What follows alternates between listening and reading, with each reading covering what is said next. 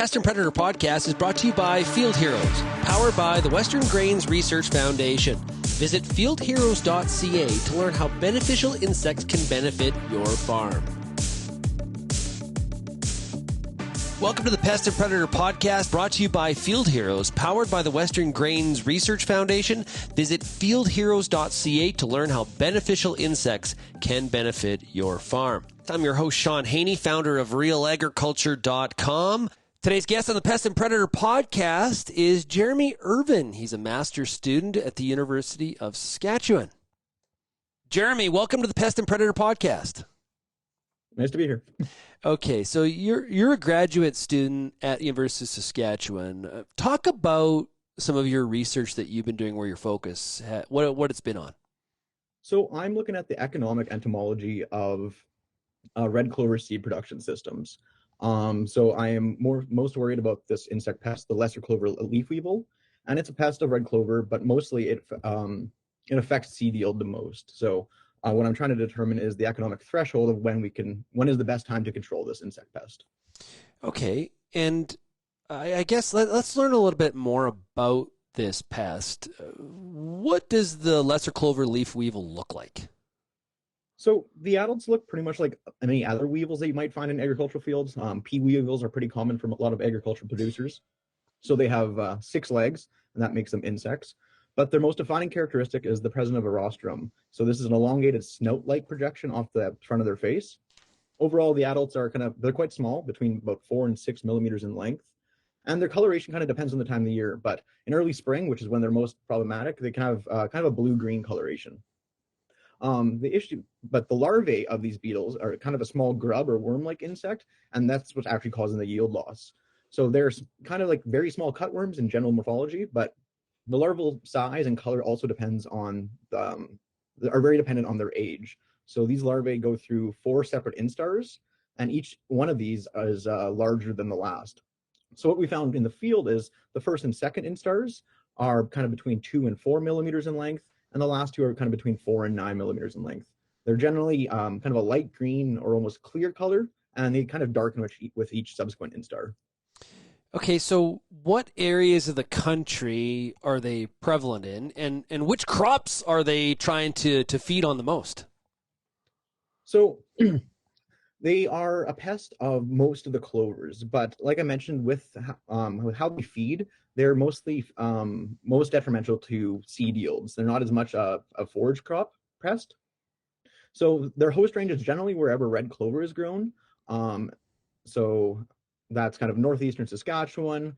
That's as well as that kind of the Peace region of Alberta, BC. But they're kind of only a pest wherever the seed is grown. So there is a lot of red clover seed grown, or a lot of red clover grown in other portions of the country, but where the seed is grown is where they're actually most damaging. Okay, now you mentioned a little bit of the life cycle already. Let's review some of the biology in the life cycle, and that talk about those life stages and which of those are the most damaging to some of the crops. Right. So the lesser clover leaf weevil life cycle is pretty consistent across most of Canada. So the insect is univoltine, so that means they only have 1 generation per year. So kind of for Saskatchewan, Alberta regions, so starting after the snow melts, the adults were actually overwintering. So they'll begin to emerge from the soil surface. And from there, they'll start to mate with each other. A few weeks after that, the females will begin laying eggs on red clover plants as the red clover resumes growth after the previous winter. And the eggs are usually laid in kind of small clusters in the leaf stipules or inside the stem. And after a short period, these eggs will hatch. So that's when these larvae will be emerged from the eggs, and they'll begin feeding on the red clover plants. Usually the first 2 larval instars feed on the vegetative materials hidden within the stipules of the red clover plant. Yeah. And as that red clover plant grows, they'll gradually move up the plant with it until they run out of food. The most damaging part of their life cycle is when that red clover plant switches from switches from vegetative over to reproductive growth and starts to create those flower buds. So as that plant is growing, the weevils or the larvae are coming up with it, and they start to eat and feed on the developing flower buds and the subsequent seeds, and that's where we lose a lot of that yield. Oh, wow. Okay. And the environment can always have an impact on the crop and the pests that are in and outside of the canopy. So, how does some of the environmental factors influence the behavior and the population of the weevils? So yeah, climatic factors, of course, have a large influence on the population dynamics of these plants, along with the crops that they're in. What we've kind of found is like early warm spring temperatures can cause the adult weevils to exit their dormant period a little bit earlier than usual, and that warmer than average temperature will accelerate their development. So some experiments I conducted in the lab last year showed that an increase of 5 or 10 degrees accelerated larval development by 25 and 71%, respectively. And that's compared to a constant development temperature at 15 degrees. So we know that these warming temperatures are speeding up the weevil life cycle. And when that correlates with when that plant is switching over to reproductive growth, that's why we have these really high yield issues. Okay, so let's talk about controls. How are they currently controlled? So the main control method is chemical insecticide materials. Usually in Saskatchewan here, I'm not sure what other provinces, but there's only kind of one registered insecticide material, and that's deltamethrin or pieces.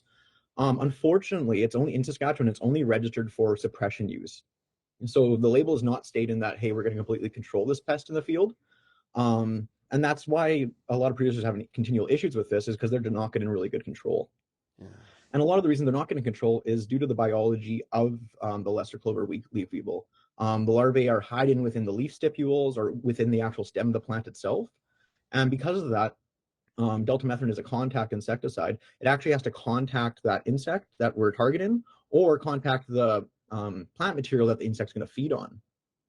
And basically, just because of the biology of this insect pest, that's just not happening. So we are spraying for them, but it's not very good. We're not getting very good control. There are some other methods that producers can use. So you can burn fields in the fall and spring. Of course, that's not really a good idea. There's a lot of issues around burning fields, of course. But that can have some amount of control. But yeah, basically what it boils down to is the chemical option, and it's not working that well. So we want to really make sure that we're applying these insecticide materials at the best times to get the best control possible. Yeah. So how do we determine that? And what are some of the factors that go into the decision making, like thresholds and things like that, when we are thinking about trying to use some of the potential controls that are out there? Right. And that comes back to the main focus of this research. Currently, producers are kind of using a nominal threshold, which many utilize, and it's generally between 4 to 6 larvae per 10 red clover shoots. However, these nominal thresholds are based a lot on just personal intuition and some research that was done about over 30, 40 years ago. And of course, the production of red clover and its market price has changed quite a bit since this period. And that indicates that we need to then change how we are making these spray decisions. Like I mentioned, deltamethrin is only registered for suppression purposes rather than complete control.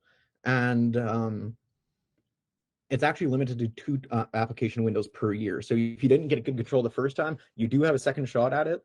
But after that, you would be off the label. You wouldn't be allowed to use that insecticide material. You missed the window. Yeah, you missed that window. Another big issue with the applying insecticide materials right now is they're incredibly harmful to the populations of beneficial insects. And in this case, bees are the major ones. So, excuse me, red clover is generally considered to be pretty self-sterile, so it can't self with itself and reproduce that way. So it relies heavily on insect pollination, and that's mainly by bees. Some producers will rely on native pollinators that are just out there in the fields, whereas either due to the seed yields and the market price of this, some producers will have managed pollinators be brought in, such as honeybees or leafcutters. And of course, we want to limit damage to these little foraging bees as much as we can. So that highlights the need to only spray when necessary. Okay, so you mentioned beneficials. Are there any beneficials that are taking care of some business here to help you out on the control side? So yeah, there are some beneficials that have been noted to help control this pest. However, so there are quite a few different species of parasitoid wasps, and they will actually lay their eggs within the lesser clover leaf weevil. And once these eggs hatch, the wasp eggs hatch, these newly hatched larvae will eat the way out of the weevil larvae. So that can have some amount of control. However, the efficacy of this is highly dependent on the natural populations that are actually already present within the agroecosystem. And again, that highlights the need to only apply insecticide materials when they're actually warranted, or else we're also reducing that in-field population. There hasn't been any research really into how well the parasitoid wasps control the lesser clover leaf weevil in nature, but that's something we'd like to look at in the future. Another aspect of kind of field heroes, well, it's kind of a step away from insects, but are biological control methods. And there are many pathogens that can infect these insects, but the frequency of this has really yet to be investigated. So it's difficult to say if it's an effective control measure. Okay, and some I probably should have asked earlier. I kind of skipped over it, but scouting. When and how should I be scouting for this pest as we try to identify it in the field? Yeah, so that's another part of this research that we're looking at. Generally, like I said, the most damaging part of this insect life cycle is when the plant is switching from vegetative over to reproductive growth. So that is kind of the timing of when scouting should be occurring. For red clover in Saskatchewan and many regions in Western Canada, that's kind of mid to late June. And like I said, the part of this research is to determine the best time to do that, as it depends on climatic factors. Most effective time to spray this insecticide materials would be right around this period, because then the deltamethrin, as it's a contact insecticide, it has the highest chance of actually suppressing the larval feeding habits, because those larvae actually are exposed on the plants. Yeah, really cool stuff, Jeremy. Now, I'm curious. You talked about the research you're doing. We've talked about a bunch of these issues. What got you into this specific piece of research? What was the trigger, the interest? Do you got a lot of clover production on the farm back home, or what was the initial enabler? No, it was something I've never really looked into before. So I farm in northeastern Saskatchewan as well, kind of that Melfort region, and we produce a lot of the main crops, oats, wheat, barley, canola. But if you only go another 1 hour further northeast towards that Nipawin region, they start to produce a lot of these more minor use crops. And it's really interesting, a lot of the crops. And because they're more minor use and there's not a lot of growers growing these, there hasn't been a lot of research done in these areas. So I thought it'd be a really interesting project to pick up and look into, because it just really hasn't been looked at for quite a while. And it would greatly benefit these producers. Yeah, absolutely. Great stuff. Appreciate the interest in it. Jeremy, thanks so much for joining us here today on the Pests and Predator Podcast. Of course. Thank you so much. Thanks for having me. I hope you enjoyed this episode of the Pests and Predator Podcast. It's brought to you by Field Heroes, powered by the Western Grains Research Foundation.